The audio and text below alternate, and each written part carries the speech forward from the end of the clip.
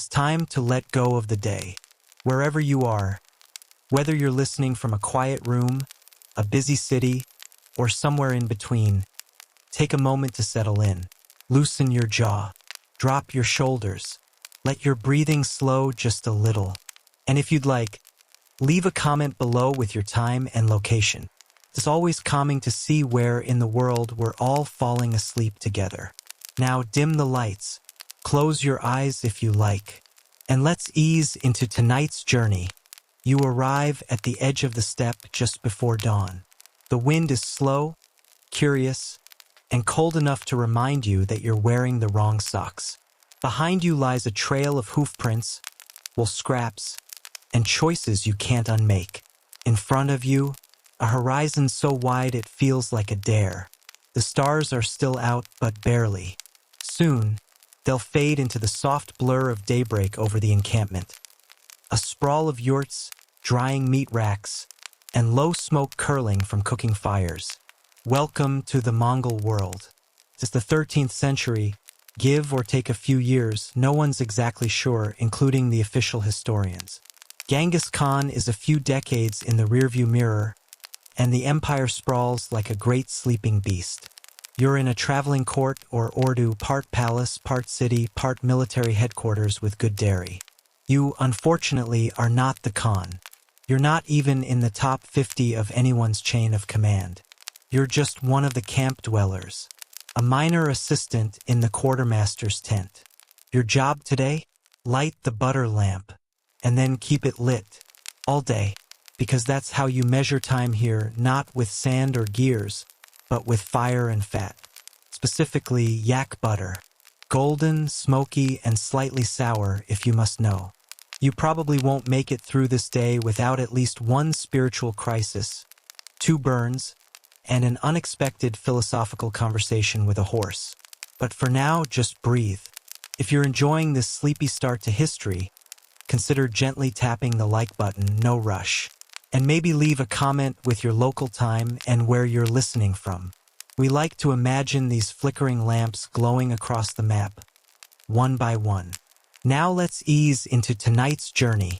You're crouched inside a felt-walled yurt as the sky turns from deep blue to pearl. The air inside smells of warm milk, smoke, and last night's damp sheepskin. You sit beside a low wooden platform, on which rests a bowl carved from horn, shallow and dark. Inside is a pale lump of yak butter. Your wick is a twist of linen, soaked and frayed at the end like a forgotten shoelace. You strike the flint. Sparks dance, flirt, then commit. The wick catches. The butter melts slowly, radiating a soft golden light. Just like that, time begins. Mongols don't bother with sundials. Not on the move. And hourglasses? Try turning one upside down on a galloping horse. Instead, they use these butter lamps. Each one burns at a predictable pace if the butter is clean, the air is still, and no one sneezes too close. A small flame means short tasks. A broad flame means dinner should already be over. When the lamp goes out, you missed your appointment. Scholars still debate whether these butter lamps were used for daily chores or just for religious purposes. Either way, they work. Mostly, unless the wind gets cheeky. You're instructed to tend this one all morning. Simple enough, except it's never just the lamp. You'll be called away. Someone will need your help tying down a tent flap or fetching fermented mare's milk for a cousin's cousin. The lamp won't care. It will burn regardless. Time, it seems, is not your friend. But it is extremely punctual. You carry the lamp outside, walking carefully across the camp with the poise of someone holding both history and lunch in one fragile bowl. The flame shivers but holds. Around you, the camp begins to stir, horses snort, chickens complain, and a woman yells gently at a goat that's made a very poor decision involving a saddlebag. Every tent is alive with motion. Children chase each other with sticks. A monk hums as he sprinkles juniper over a brazier. Someone is already arguing about dumplings. Your lamp flickers, unimpressed. You reach the small wooden platform at the center of camp. what passes for a clock tower around here. You place the lamp in its groove and step back. The base is etched with tiny notches marking how far the butter should have melted by each hour. You watch as the first curl of liquid fat forms at the edge of the wick. So far, so good. A boy passes by and asks if you've named it yet. The lamp, he says. We name the ones that behave. You think for a moment, then mutter something about calling it Tiny Emperor. He nods solemnly and runs off to tell the goats. And so your watch begins. You sit cross-legged in the dust, watching fat turn to fire, and fire turn to shadow. It is the most important job in the world for the next 15 minutes. Or until someone needs help catching that goat, whichever comes first. The sun lifts slowly over the grasslands, casting long shadows that seem more decisive than most people you know. Your lamp, Tiny Emperor, as it's now officially known, burns with the kind of steady discipline that deserves a promotion. You, meanwhile, are already contemplating breakfast and how to acquire it without appearing eager. A woman in a quilted deal walks past with a basket of dried cheese cubes. She offers you one without slowing down. You accept it with the solemnity of a ritual offering. It tastes like someone once tried to make food out of limestone and pride. You chew anyway. Mongol cheese isn't meant to be chewed so much as endured. Behind you, the quartermaster's tent flaps open with a dramatic flair that suggests someone's about to request something unreasonable. You sigh, carefully place a flat stone over your lamp to shield the wind, and rise. Inside the tent, you're greeted by rows of bundles, saddles, arrows, and two men arguing about how many sheep it takes to count as a respectable gift. The answer appears to be politically dependent. You're handed a scroll, your instructions for the day, written in a formal script that implies the sender expected someone more important to be reading it. You're to accompany a rider to a nearby ridge and retrieve 3 more butter bowls from a family of metalworkers who've perfected the art of even melt curvature. Apparently, the Khan's astrologer insists that tomorrow's ritual must be timed with utter precision, which naturally requires butter shaped by artisans who can read the wind. You're not sure if this is an honor or just errand running in fancier shoes. Either way, you're going. You step outside, glance back at Tiny Emperor, still burning proudly under its stone lid, and whisper, "Don't betray me." The flame wobbles slightly, which feels ominous. Your escort for the ride is a young soldier who introduces himself as Batu, then immediately informs you he's not a fan of small talk or unnecessary detours. You consider explaining that you are, in fact, professionally built out of both, but decide it's too early for character development. His horse is impressive. Yours is functional. You mount with the grace of a sack of potatoes having a midlife crisis, and the two of you ride out through the reed-lined edge of camp and into the open steppe. The air smells of dry grass, warmed soil, and whatever philosophical questions the wind hasn't quite figured out. You ride in relative silence for a while, the kind that's not exactly uncomfortable, just the mutual agreement that neither of you is awake enough to be interesting yet. Eventually, Bada gestures toward a distant line of smoke. "There," he says. "That's their forge." You nod. "Good butter bowls?" He squints at you. "The best. Last year, one of them burned clean for 9 hours." You raise your eyebrows. "Without refueling?" He nods. "During a storm, too." You whistle low. "Impressive." He shrugs. "Or suspicious." Historians still argue about it. You can't tell if he's being serious. That's the trouble with Mongol humor. It rides the line between dry fact and spiritual riddle. You decide to just accept it and lean into the moment. The rhythm of the horses, the soft slap of hooves against the ground, the wind braiding through your hair. It's easy to understand why people measure time here in fire and not in numbers. Fire flickers, dances, sulks. Much more relatable than gears. The metalworkers live in a low cluster of yurts ringed by stones that have been blackened and cracked from decades of flame. You dismount near an open forge where a boy no older than 12 is carefully polishing the inside of a butter bowl with what appears to be a horsehair brush dipped in ash water. Precision, you're told, begins with ritual. A woman with a braid longer than your attention span greets you, glances at Batu, and says, "You brought a poet to do a timekeeper's job?" You nod. "Technically, I was hired for both." She laughs. "Then let's hope the butter respects your metaphors." Inside the workshop, 3 butter bowls await. They're gorgeous. Curved like the inside of a bird's wing, you return to camp triumphant, dusty, and marginally sore in places you didn't realize were involved in sitting. Batu claps you on the back and disappears toward the barracks. You, meanwhile, make a beeline to the platform where Tiny Emperor has continued its solemn duty. Miraculously, the lamp is still burning. A little lopsided, perhaps, like it's had a mild existential moment in your absence. But the flame is alive. The flat stone you placed earlier has shifted slightly, evidence that someone peeked under it. Probably the cheese lady, who believes butter lamps are unreliable unless you whisper encouraging things to them every hour.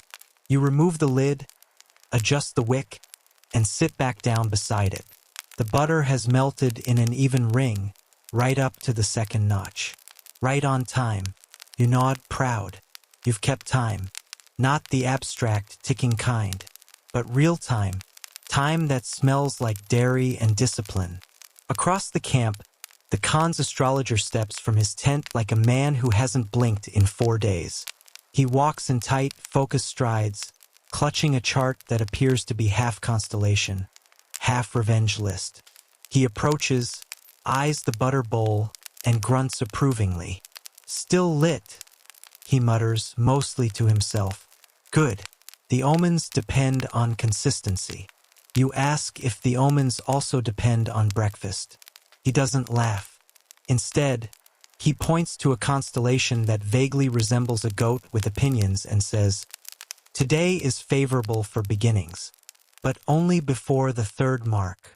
You nod solemnly, as if you understand what that means. He walks away muttering about Venus and soup. You're still thinking about the soup part. Mid-morning brings visitors to camp. Envoys from a neighboring tribe, arriving with polite smiles, generous gifts, and the kind of subtle competitiveness that only people who breed horses for a living can muster. Their leader, a tall woman with elaborate braids and an expression like polished stone, presents the Khan with several bolts of silk and one very confused falcon. Ceremony follows. Everyone sits cross-legged in a wide circle while arag, fermented mare's milk, is passed around in shallow bowls. Tastes like what happens when yogurt gives up on its dreams. Still, it's rude not to sip. You're summoned forward with your butter bowls, which are now official timekeeping instruments for the upcoming offering. You kneel near the ceremonial altar and place each lamp on its designated notch. A monk murmurs a blessing. Another mutters something about last year's butter being too eager. The lamps are lit one by one. Each flame curves upward like a question that already knows the answer. The room goes quiet. This is the moment when time is no longer abstract. Everyone watches the flames. The ceremony begins only once the butter begins to pool. You sit still. You watch. You wait. Mongol time isn't about seconds.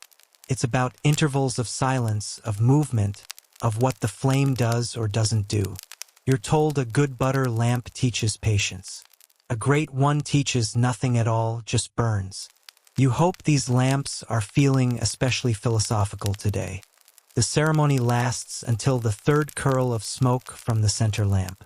People speak softly, laugh under their breath, and pretend to be interested in trade agreements that clearly involve horse-based subtle insults. You're mostly there to monitor the lamps and top off the butter if needed. But topping off butter in a ritual setting is serious business. You mustn't pour too much, lest you insult the flame's work. You mustn't pour too little, lest the light sputter and die mid-blessing. Either would be considered a cosmic faux pas, and you'd be remembered as that person who made the sky spirits late. A child approaches with a small ceramic pitcher of fresh butter, which smells both sacred and slightly like disappointment. You nod, accept it, and pour carefully into the side of the most stubborn lamp. The flame flickers in approval or possibly disdain. It's hard to tell with butter. Finally, the ritual ends. The lamps are gently extinguished with a tuft of yak wool. The envoys nod with that practiced diplomatic satisfaction that means they're pleased, but will write a mildly scathing letter about something anyway. As the crowd disperses, the astrologer reappears, glances at the melt pattern, and mutters, "Just as predicted." You ask what he predicted. He just says, "Mild confusion," followed by cheese, then walks away. You stretch your legs, brush butter off your sleeve, and go in search of a snack that wasn't previously used to count hours. So far, the day is going better than expected. By early afternoon, the sun is high, the wind has turned lazy, and your shadow now resembles someone who gave up on ambition around mid-morning. You wander toward the quieter edge of camp, where the monks are preparing the prayer pavilion. It's a large circular tent draped in yellow silk, with a tall central pole carved with dragon motifs. Inside, the air is thick with incense and low chanting. Time slows here, not in the way butter melts, but in the way thoughts stretch out and yawn before deciding not to go anywhere. You're not part of the prayer ritual, but you're invited to assist with the setup. Your job? More butter lamps. Of course, these are smaller than the ceremonial ones, meant to line the edges of the prayer mat, flickering like a ring of contemplative moths. You arrange them evenly, each wick trimmed to the same length. A monk hands you a carved ivory spoon and a clay pot of butter that smells faintly of smoked almonds and inevitability. As you scoop and fill, he tells you that each lamp represents a vow. Some are for wisdom, others for peace. A few, he says, are for very specific requests like, "May my uncle finally stop borrowing my saddle." Mongol Buddhism, you've learned, isn't shy about mixing the sacred with the practical. When the lamps are filled, the monk lights the first one and nods. "That one's for you," he says. "Timekeeper." You almost feel honored. Almost. You sit quietly while the monks begin their chant. A low, rolling rhythm that sounds less like music and more like the earth itself trying to remember something. You watch the flames flicker in sequence, a slow wave of light rippling around the room. If time had a heartbeat, you think this might be it. A younger monk leans over and whispers, "If your lamp gutters out too quickly, it means your soul needs more butter." He doesn't smile, which makes it funnier. You nod solemnly and glance down at your lamp. So far, your soul is moderately well lubricated. One of the older monks begins reciting a story, an old tale about a Khan who tried to measure an eclipse using only 3 lamps and the patience of a goat. You're not sure if the story is metaphor or history. Mongol oral tradition tends to blur those lines the same way their horses blur the horizon, gracefully and without explanation. The prayer session ends as gently as it began. No grand finale, just silence settling like dust in a warm tent. The monks file out, their robes whispering over the floor. You remain seated for a moment, staring at the lamp that refused to go out. You whisper, "Thanks, just in case." Outside, the sky has softened from harsh blue to something silkier, like faded indigo cloth. Camp life continues with its usual mix of efficiency and low-stakes chaos. A man is trying to explain to a chicken why it can't live in the weapons tent. Someone else is arguing with the wind about tent pegs. You carry your now empty butter bowl back toward the central tent, feeling lighter. Maybe it's the butter fumes. Maybe it's the chant still echoing faintly in your ears. Or maybe it's the sense that time, strange, flickering, fragrant time, isn't something you chase. It just burns quietly, whether or not you're looking. The quartermaster sees you return and waves you over. "Change of plans," he says. The Khan wants the time measured differently tonight. You blink. Differently how? With fireflies, he says. You stare. He shrugs. Apparently, even in the most disciplined empire on Earth, some days are just experimental. Evening starts to creep in, soft and amber-colored.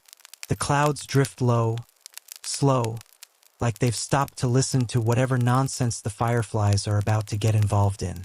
You're back at the ceremonial platform, holding a very small cage. Inside, 6 fireflies, or as the quartermaster called them, nature's backup candles. You'd question the logic, but at this point, you've accepted that timekeeping in the Mongol Empire is equal parts astronomy, dairy products, and insects with good PR. The plan, if you can call it that, is to release 1 firefly every time a butter lamp hits a specific melt line. The monks claim it honors both natural and divine rhythms. You suspect it was invented by someone who just liked bugs. You place your butter lamp beside the others. Tiny Emperor is still alive and well, a little gnarled around the edges now, like a cheese that's seen too much. You nod to it like an old coworker on their 4th shift of the day. The monks give you a string of signals. A hand raised for the first firefly, a low whistle for the second. You ask what happens if one of the fireflies escapes early. Then we all pretend that time is a circle. The head monk replies without blinking. You unclip the cage. The first firefly hovers, blinks 3 times, and immediately flies into someone's yak stew. Time, it seems, is not a circle, it's lunch. The ceremony continues anyway, in the calmly deranged way all well-intentioned experiments do. Butter lamps flicker, monks chant, fireflies are released into the twilight one by one like shy punctuation marks. Every so often, someone looks skyward. The stars are starting to arrive, fashionably late as usual. Venus appears first, brilliant and smug. Then Mars, red and vaguely judgmental. You try to identify the constellations, but all you can make out is horse with opinions again. A child nearby asks you how the lamps know when to melt. You tell them the lamps are trained. The child nods solemnly and says they want to be a lamp when they grow up. You resist the urge to say same. You release the 4th firefly. It hovers for a while, blinking uncertainly, then lands on your sleeve and refuses to leave. You name it Kronos, then forget its name 30 seconds later, like most minor deities of time. Someone brings out tea, salty, buttery, and improbably soothing. You sip it slowly, watching the last of the sun drain behind the hills. The horizon is gold-edged and quiet. You think, time is kindest when it has nothing to prove. Butter glows softly at your elbow. Fireflies blink like uncertain prophecies. As the evening winds down, you gather the butter bowls and tuck them under a cloth to protect them from dew. The air has cooled, and the fireflies have mostly vanished into the shadows like tiny philosophers who hate being watched. You linger a moment longer at the edge of camp, watching the wind carry the smoke from distant campfires into low, lazy spirals.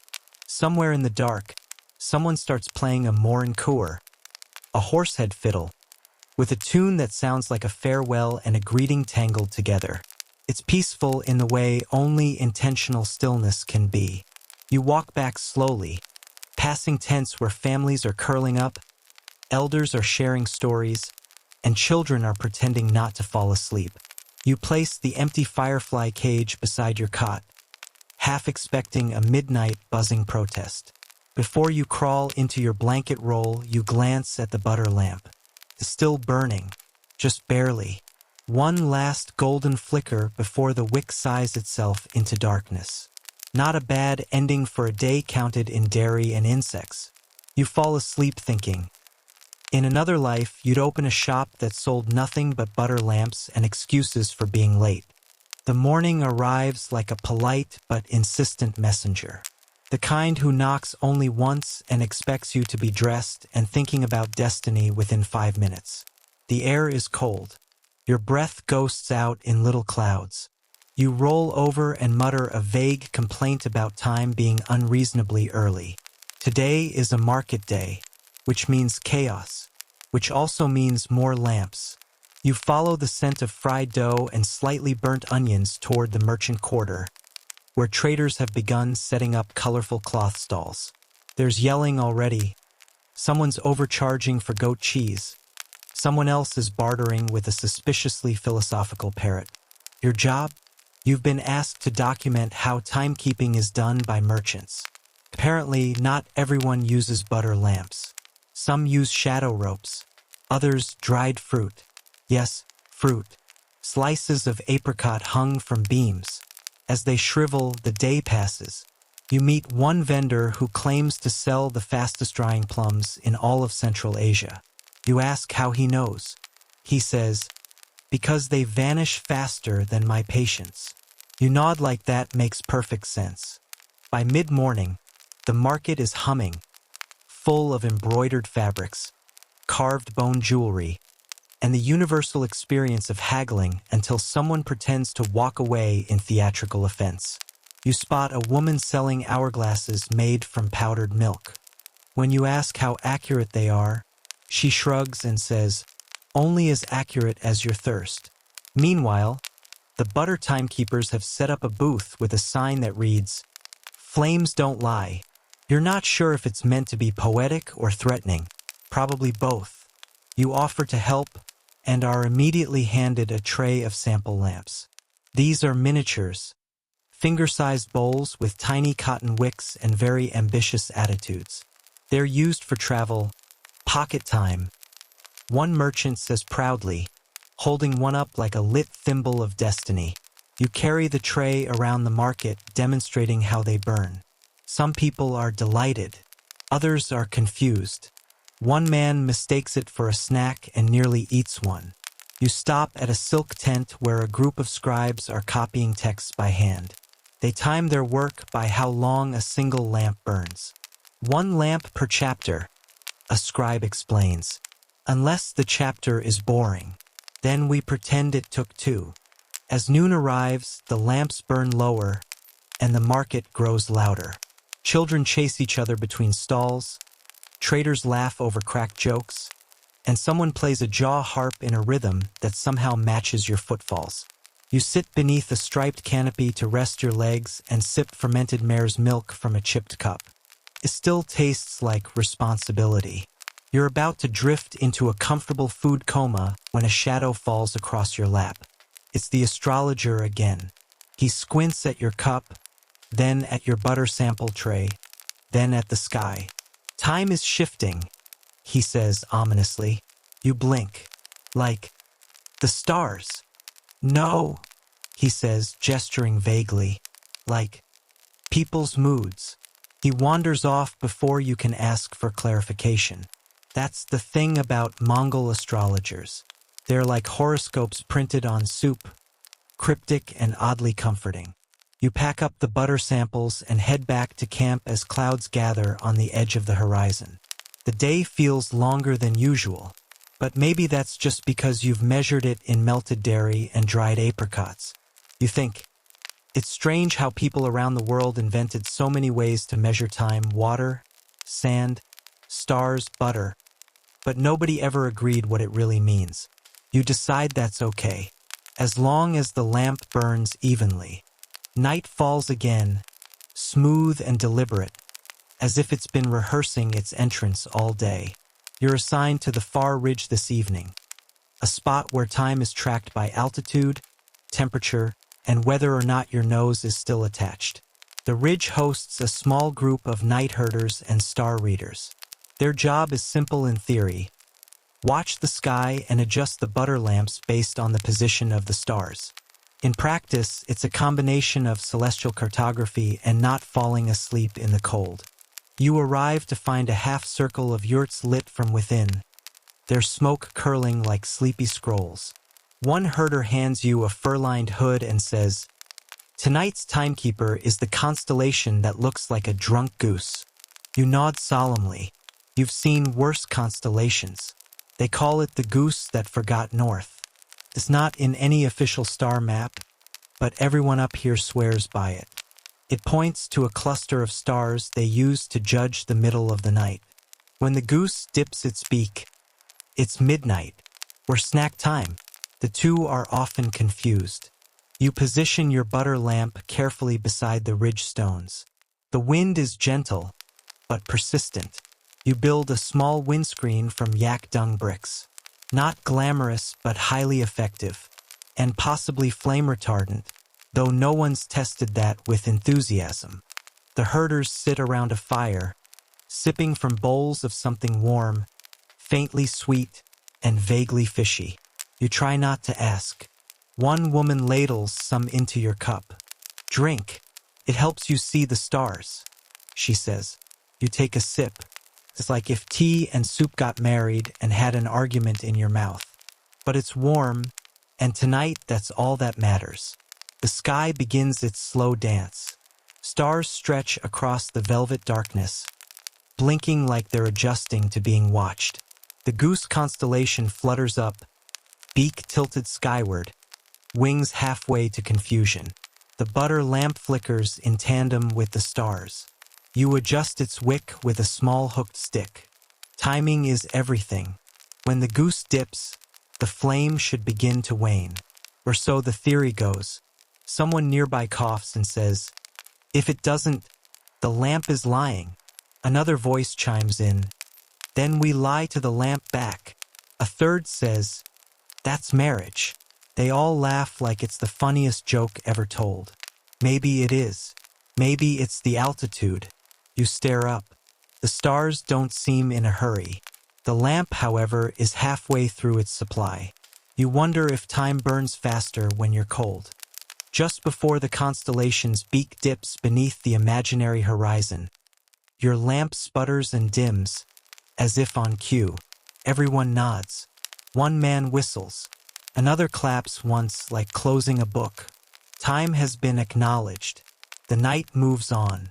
Someone adds more fuel to the fire, and you huddle closer, soaking in the warmth. Your cup is refilled without asking. The woman beside you hums a song with no melody, just a soft, looping murmur like wind over dry grass. You look back at the lamp. It's gone out now. The melted butter is solidifying in the cold, curling in on itself like a tiny forgotten blanket. The herders begin packing up their tools and laying out thick bedding for the night. You roll out your blanket beside them, the stars still bright above. The goose constellation now a sleepy smear of light and memory. You close your eyes. Time tonight was measured not in minutes but in moments. A lamp, a sky, a joke about marriage. You wake up to a dawn that feels like a quiet apology. The horizon glows peach and silver, like someone stirred up the edge of sleep and spilled a little light into the world. There's porridge, tastes like ash, barley, and forgiveness. You eat it anyway. Today, your assignment is unexpected. You're to visit a traveling storyteller who uses butter lamps not to measure time, but to stretch it. Naturally, you assume this is metaphor. It is not. You're led to a tent trimmed with horsehair tassels and lined in thick blue felt. Inside, the storyteller is already mid-sentence, speaking to an audience of yawning children and half-awake elders. A single butter lamp sits in front of her, the flame low and steady. She pauses every time the flame jumps. That's the rule. No line may be spoken if the flame is rising. "The lamp," she says later, "decides the rhythm." You sit. You listen. The story is about a fox who trades his tail for a cup of milk, then uses that milk to trick the sun into staying in the sky longer. It's nonsense. It's perfect. You forget the time entirely. The lamp wavers slightly. She pauses. The tent falls into hush. When the flame stills, she continues, and so the story winds on, meandering, looping, refusing to end. Children drift off mid-sentence. One elder snores openly. The storyteller smiles, unbothered. You realize the purpose here isn't to mark time. It's to stretch it so wide it becomes thin enough to see through. Later, you ask if she ever finishes her tales. She says she did once, but the lamp went out too early, and the entire village had bad dreams for a week. From then on, she lets the flame decide when to stop. The story isn't mine, she says. It belongs to the lamp. You look at the butter, now a cratered dish of flickering gold. A tiny world, melted and alive. The flame bobs gently, as if nodding in agreement. The kids stir awake just as the fox climbs a hill of salt to retrieve his tail from the moon. The sun is still up. The story is still not over. Everyone seems content with this. You step out of the tent blinking, the world outside too bright and sudden. Time feels strange now, slower, softer. The storyteller offers you a lamp to take with you, a story lamp, she calls it. Use it when you don't want something to end. You thank her and tuck it carefully into your bag. It's still warm, still faintly scented like yak butter and pine smoke. As you walk back to camp, everything seems different. People move more gently. The breeze hums a little lower. Even the birds seem to flap more thoughtfully, as if aware they're part of a larger clock. You wonder if time has always been this way, slippery, fluid, full of tiny tricks. Maybe the point isn't to measure it, but to notice it, to light a lamp and see how far the flame can stretch across a single day. You reach your tent and sit quietly, lamp in your hand. You think, if a fox can trade his tail for milk and lengthen a day, maybe you can trade your need for answers for a little more wonder. Then you lie back and let the light carry you nowhere in particular. You wake to the soft scuffle of felt boots outside your tent. A voice calls gently, "You're coming with us today. Temple duty. No elaboration. No breakfast." Just the assumption that you'll follow. And of course you do. The temple isn't a grand building of gold and marble. It's a low, wide structure of stone and thick timber, nestled in a dip between the hills like someone dropped a giant bread loaf and never picked it up.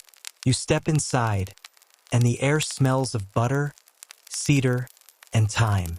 The monks here don't speak much. Their job is simple but constant. They keep the sacred butter clocks going. These are no ordinary lamps. Each one is shaped like a lotus, its petals arranged in perfect symmetry.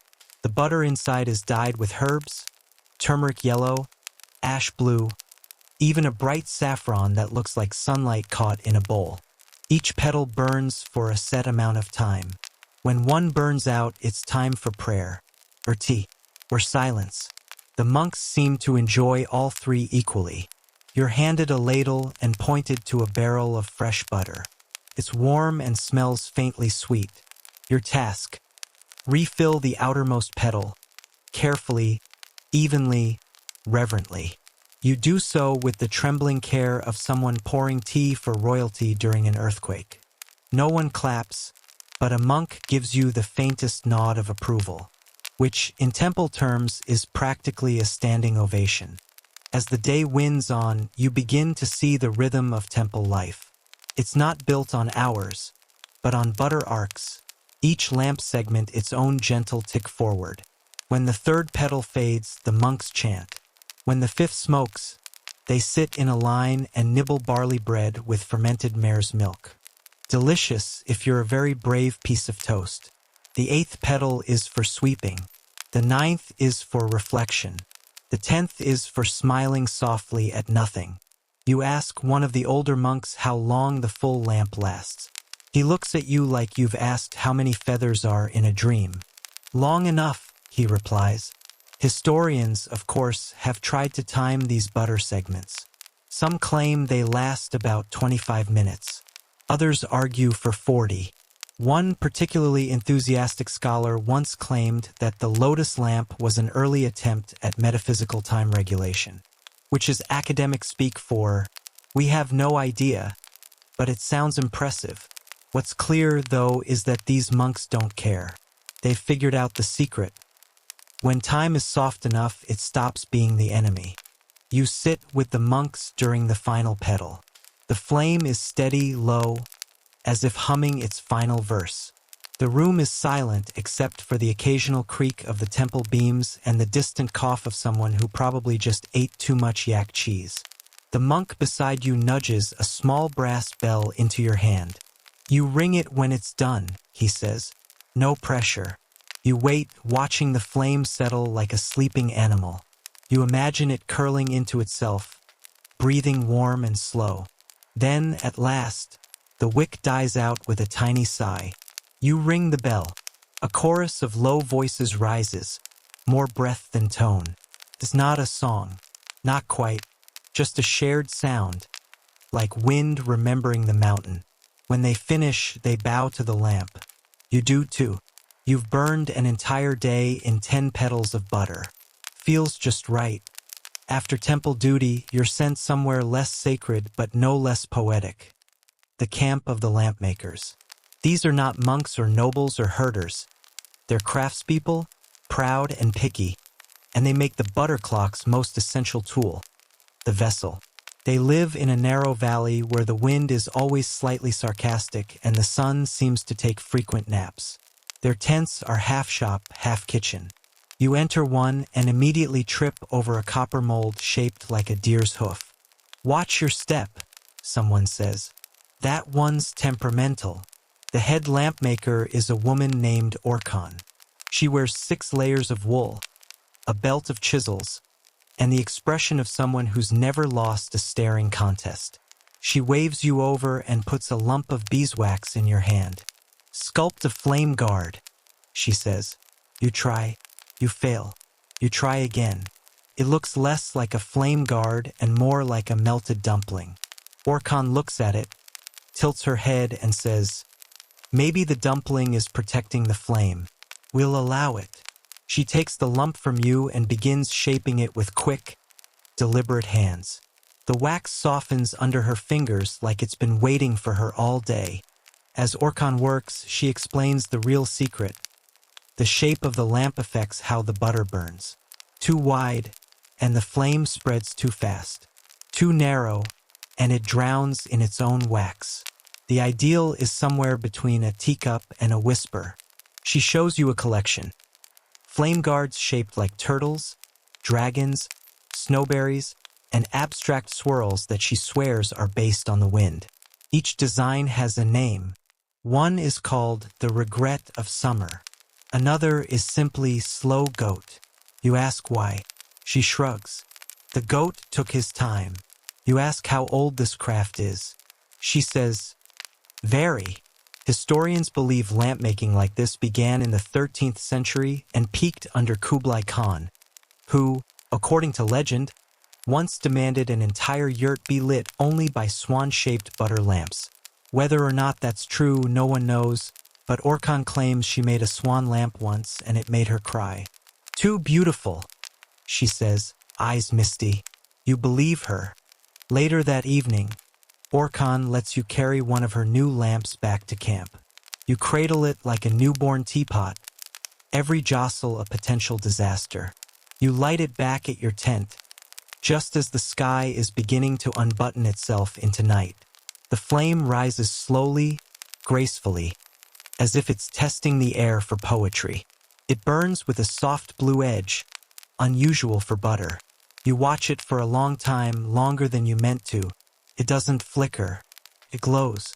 You think about the people you've met, the monks and storytellers and herders. The butter that measures time, tells stories, comforts the cold, and maybe, just maybe, listens. Then the wind nudges your tent flap, and the lamp flutters, just once. And time moves forward again. You've heard rumors that some lamps are cursed. Not in the dramatic, haunted tomb sense. More in the quiet, practical way. Lamps that always flicker too fast, that sputter no matter how calm the air is, or that burn cold and slow and make everyone yawn before dinner. These are known, affectionately, as bad butter. This morning, you accompany a monk tasked with retrieving one such lamp from a distant outpost. He's silent, his pony is silent, and your feet are not. Every crunch of snow under your boots feels like a drumbeat in a one-instrument orchestra. The outpost turns out to be a shrine tucked into the side of a wind-carved cliff. It's guarded by 3 dogs, none of whom bark, and one elderly man who may be asleep or simply meditating in slow motion. The monk exchanges no words with the man, just a bow, a nod toward the faulty lamp, and a sigh deep enough to hold a winter.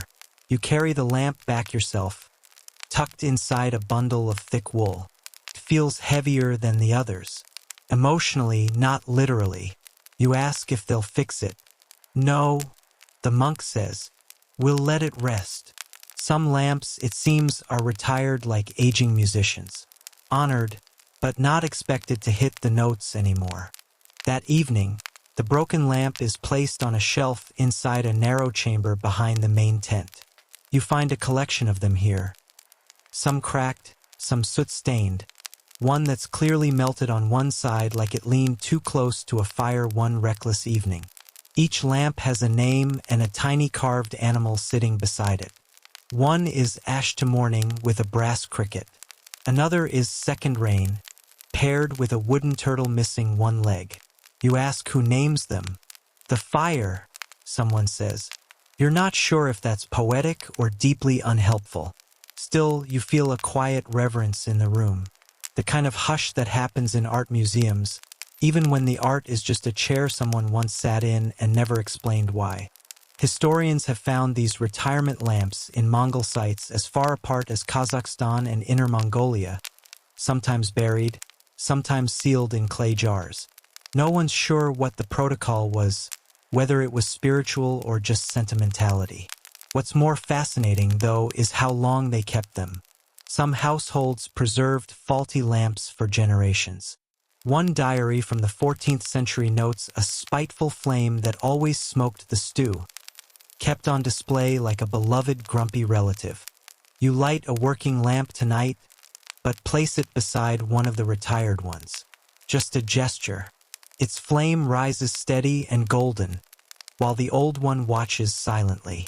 You almost imagine a conversation between them, something like, "New flame, I burn for the barley and the prayer. Old lamp, I once burned through a snowstorm and ruined a wedding. Top that." You tuck yourself into your sleeping roll, the flames still dancing beside you. Someone nearby snores softly, and outside, the wind hisses like a storyteller refusing to wrap up. You realize the butter has become more than just fuel. It's memory and mischief and mood lighting all in one. A liquid diary that forgets nothing and forgives everything. Somewhere in the camp, a bell chimes faintly. The monks are timing something. You don't know what, but it's probably beautiful. By now, your hands smell permanently of smoke and tallow. You consider it your badge of honor or maybe just a long-lasting snack deterrent. Today, you follow a caravan heading to the seasonal gathering of the clans. Dozens of yurts will be pitched, songs exchanged, debates held over tea and camel milk. But more importantly, there will be a butter lamp competition. Yes, you heard correctly. Butter clockmaking is a competitive art. The best lamp makers show off their most elegant pieces. Flames that burn exactly 33 minutes, lamps that curve like bird wings, and rare scented butters that produce colored smoke. Well, allegedly. The smoke is mostly just smoky. Orkan is there naturally. She unveils a tall, spiral-shaped lamp that looks like a cinnamon roll having an existential crisis. You help carry it in, careful not to wobble. It's been infused with dried herbs and a bit of pine resin. "Don't breathe too hard near it," she warns. "It'll get ideas." You nod solemnly. The lamp judges do not look like people who laugh often. The competition begins with a ceremonial lighting. Each lamp is placed inside a 3-walled tent where the wind is barred from interfering and so are bragging relatives. The rules? Simple. The flame must be beautiful, consistent, and obey the expected burn sequence. Extra points for symmetry, creativity, and spiritual vibe, whatever that means. Some entries are simple and pure. Others are shaped like birds, horns, even a miniature step fortress that somehow burns in layers. One flame dances violet at the edges. Everyone leans closer. Juniper oil, whispers a man who clearly wants to be overheard. You notice one lamp smoldering a bit too eagerly. Collapses into a puddle halfway through. Collective gasp. The lampmaker bows, retrieves the mess, and mutters, "It was experimental." You and Orkhan watch your spiral lamp hold steady, its flame curling up like it's enjoying itself. Somewhere nearby, a child sneezes and accidentally blows out her family's entry. She is immediately given a barley cake to soften the blow. When the judging ends, Orkhan's lamp wins second place.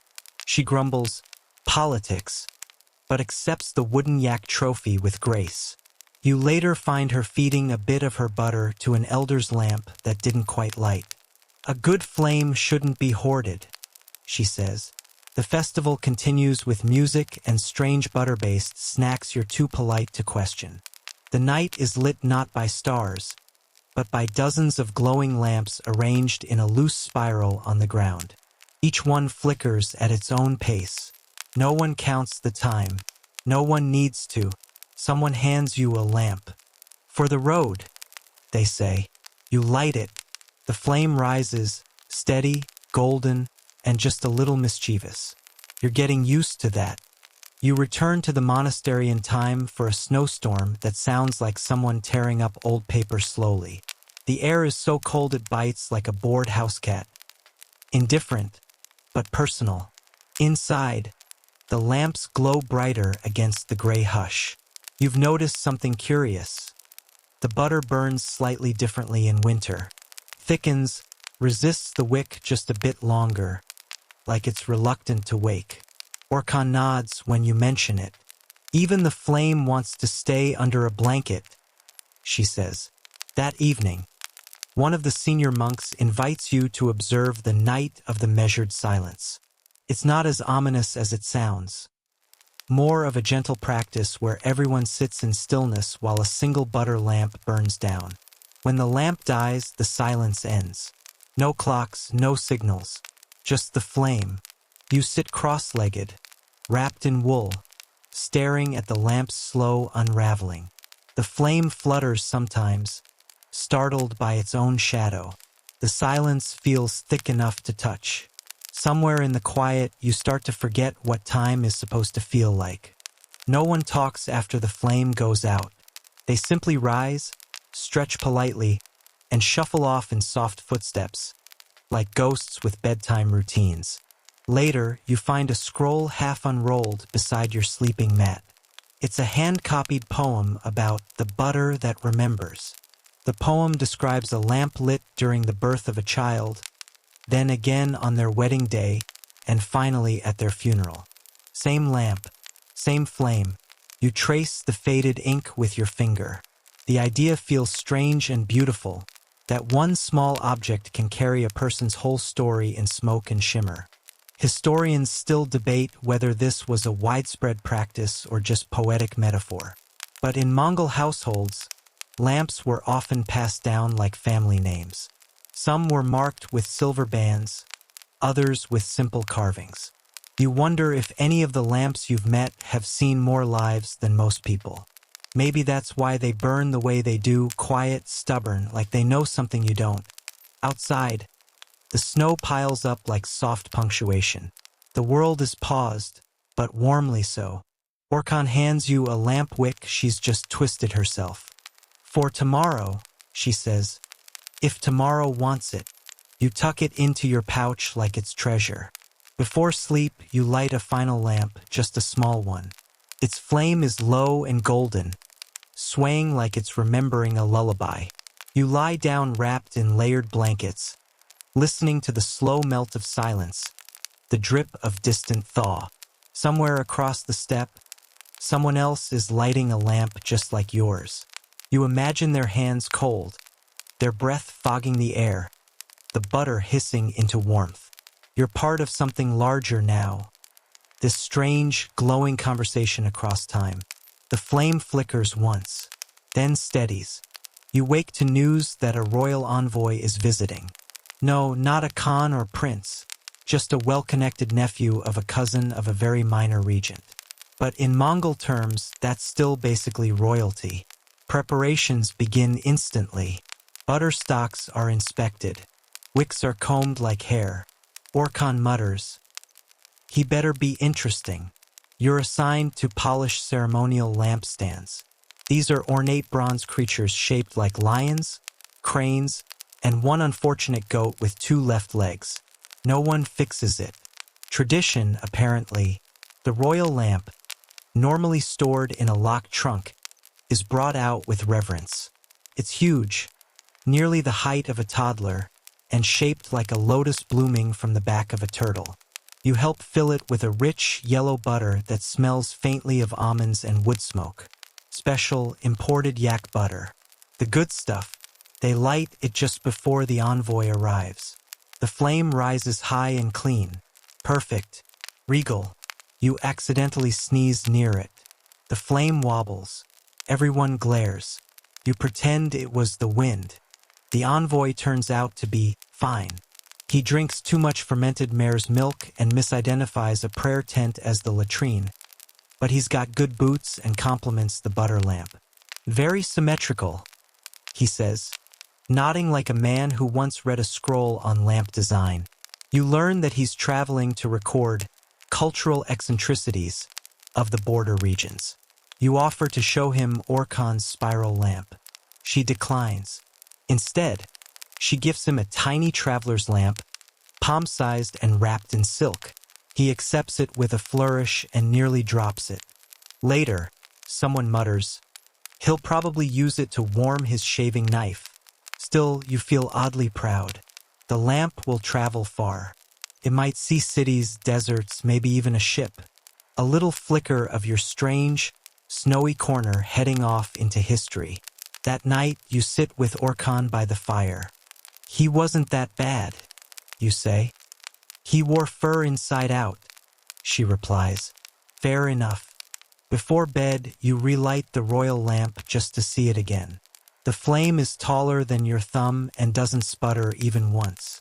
You wonder how it tells time. Not in minutes, probably, but in attention. This flame asks you to be still, to stop counting, to let go of the need to check. Maybe that's the trick of all these lamps. They don't just mark time, they slow it, stretch it, melt it. You watch the tall flame cast shadows across the tent walls. It reaches up like it's trying to draw stories on the ceiling. Outside, the snow has stopped. The stars have returned. The wind is quiet, and your eyes begin to close.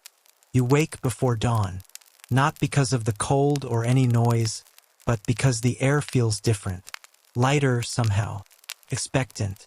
Outside, the world is painted in soft blue shadows. Snow crunches underfoot like brittle silk. You follow the flicker of distant flames. Monks have already begun placing the day's lamps. Today is a quiet observance, one of those holy days not marked by speeches or rituals, but by light alone. The entire camp will be timed by butter. You help set up the rows. Small lamps for kitchens, medium ones for prayer circles, larger ones for communal meals. Each filled with the same butter, each wick cut with nearly mathematical care. Orkhan oversees from a distance. "Don't make them perfect," she calls out. "The wind will take care of that anyway." It's comforting, somehow, to know that even here, where fire is a clock, a language, and a friend, imperfection is expected. By mid-morning, the entire slope is glowing. Hundreds of lamps arranged in gentle spirals, crescent arcs, and winding rows. A golden galaxy of flame, each one breathing quietly in the open air. People walk among them without speaking. Children carry small bowls of fresh butter to refill the low ones. Elders sit nearby with eyes half closed, listening to the hiss of time melting. You stand in the center of it all and feel soft. Not sad, not elated, just softened, like dough that's finally ready. A traveler from another camp passes by and says, "It smells like memory." You nod. One lamp flickers and dies. No one rushes to relight it. It's allowed to finish its work in peace. Historians argue whether this kind of event was religious or social or astronomical. Probably a mix of all three. But out here, no one bothers explaining it. It just is. Like light, like breath. In the afternoon, clouds roll in. The light dims, but the flames hold their ground. Some lamps go out gently, others hiss like they're not ready. You refill one, then another. The butter is soft now, warmed by the day, eager to burn. Orkan sits beside you in sighs. "The trick," she says, "is to light them knowing you won't be the one to put them out." You don't ask if she means the lamps or something else. You stay until dusk, until your boots are cold again and the air starts smelling of wood smoke and stew. You light one last lamp before heading to bed. Not to time anything, just to keep company. The flame rises. You watch it dance for a while. Then slowly you close your eyes. The fire burns low now. You lie still beneath layers of thick wool, the warmth of the day still held in your sleeves. Outside, snow falls again. Quiet as ash, soft as sleep. The butter lamp at your side flickers faintly, casting a pale gold ring that moves with your breath. It doesn't try to be bright. It doesn't need to. Its light stretches across the folds of your blanket, spills over a sleeping mat, grazes the toe of a boot left half-turned. Every shadow moves like a thought slowing down. No more footsteps in the snow. No more chores to finish or stories to carry. Just you, the dark, and a little cup of fire. And it is enough. The wind taps lightly at the tent's seams. You hear the faint shift of a sleeping pony outside, a bell jingling once, then resting. Someone nearby murmurs in a dream, then silence again. The flame leans to one side, then stands tall. Still awake, still here. You close your eyes once more. Time no longer passes. It rests with you, in the hush between one breath and the next, in the quiet burn of a butter lamp that keeps watch, not for hours or minutes, but for something softer, something slower. Sleep comes, and you let it,